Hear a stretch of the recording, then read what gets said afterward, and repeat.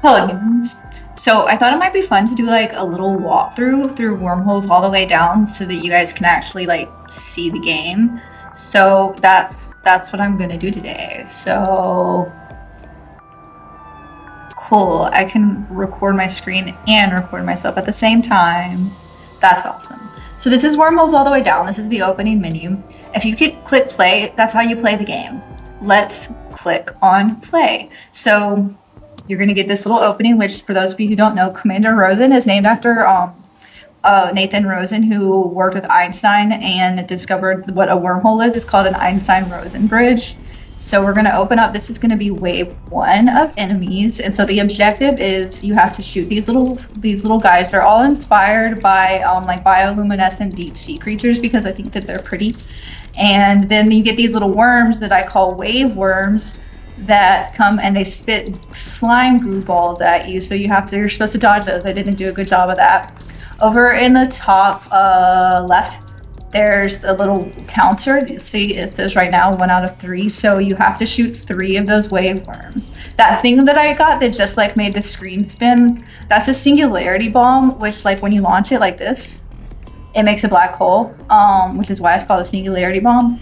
And the reason that it makes the wormhole spin like it does is because I modeled like what those little like collectible items look like after I wanted them to look like spinners, which is my favorite like structure in like all of mathematics because they require 720 degrees to do a full rotation.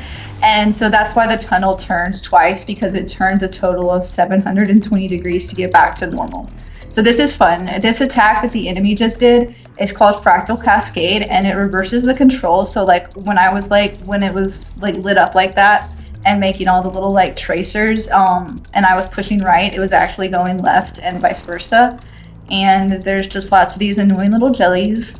Oh, those little prisms, I call those cosmic prisms, and those are basically just like they give you like health boosts and stuff. Let's like launch one of these, get these guys out of the way. There's our little wave worm. Oh, I got hit by the Google. I tried to model the physics after Star Fox 64, so that's why like you can do a barrel roll and stuff, and like that's why the like little crosshair thing, it kind of like, I don't know what sort of looking for, like it kind of like follows itself, I guess. I don't know how to explain it, but there's another little wave worm. Alright, and these guys suck.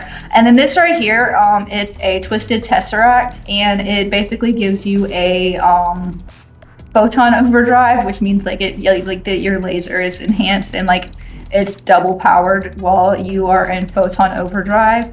Oh, I forgot about my reverse controls. No. I'm talking and can't pay attention to what I'm doing. Let's just launch one of these bits. Okay, so there's. Oh yeah, and fun thing with the black hole is that like, if in case you probably have noticed this already, but just in case you haven't, it like sucks the enemies in and it makes them like orbit, like it makes them like spiral around the black hole for a minute, like as if it's like an actual gravitational field of like a like large body in space. I am sucking at this round, but that's okay.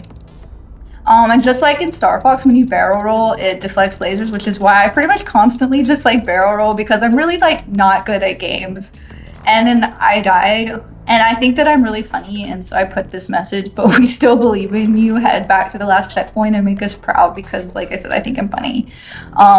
So there's that.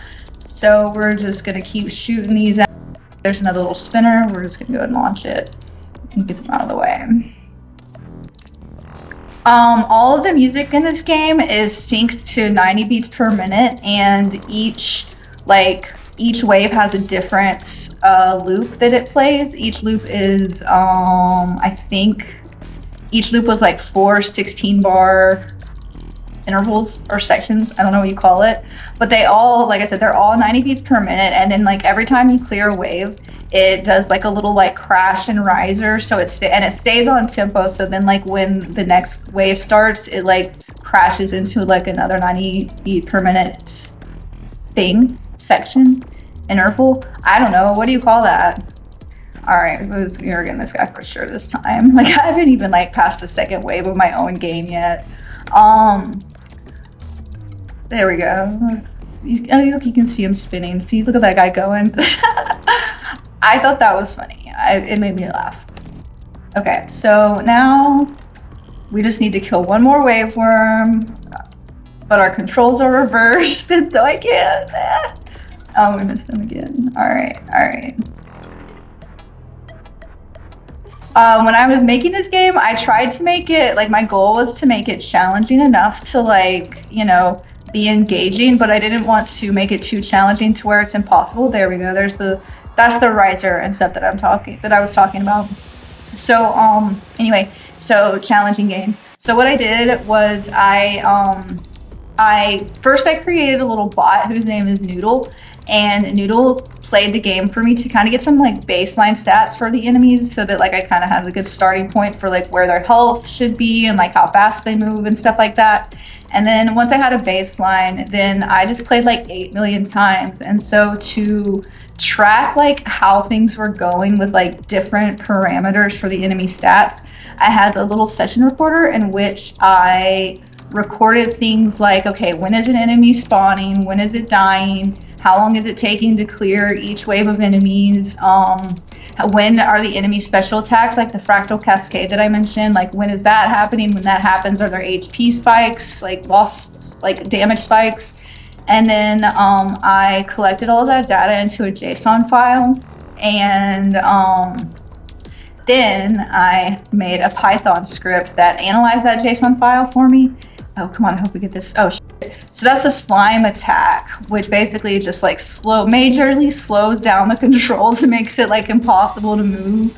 I'm actually impressed that I like cleared that wave that time. So get out of the way, you So the Python script. So the Python script analyze. Oh man, we're already getting slimed again. So the Python script basically analyzed the stats that I pulled from. I hope I make it even through my own game. I might have to stop talking to like get through it, but so I'm gonna pause right here while I'm dead.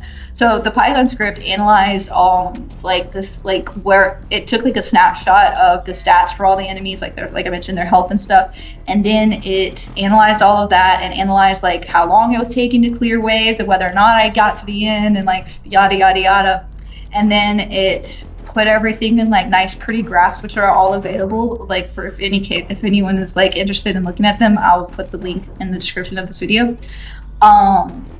And so that's what I did. And okay, so then I can't talk because I'm so worked up because of the game.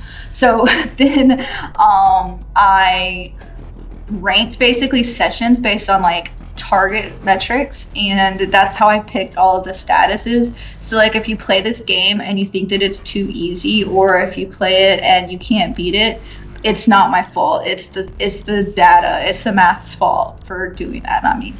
So I'm going to continue and stop talking for a few minutes so that I can, since I only have 1 life left now, so that hopefully I can get to the end so that you can see the boss worm, which is like my grand finale. So let's hope I can get there.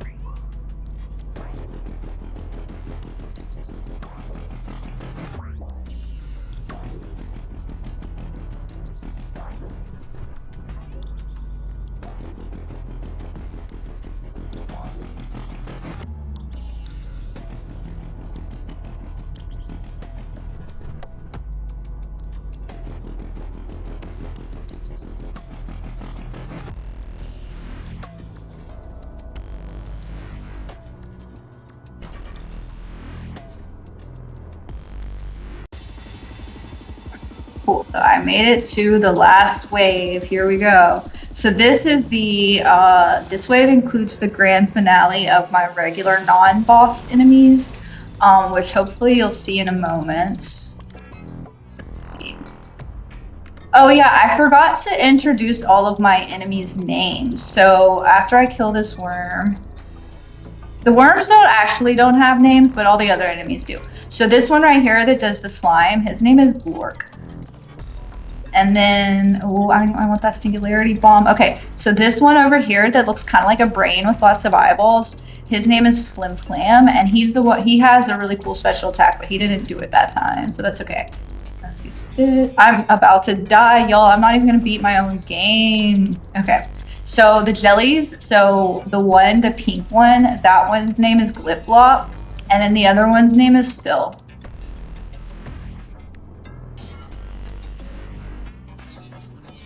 Okay, here it is. This attack. It's called Ocular Prism, and it breaks the screen up into like lots of shards, and then like oh, I died. Alright. So, I suck at my own game, but that's okay. So hopefully you don't suck if you play it. But I'm going to stop recording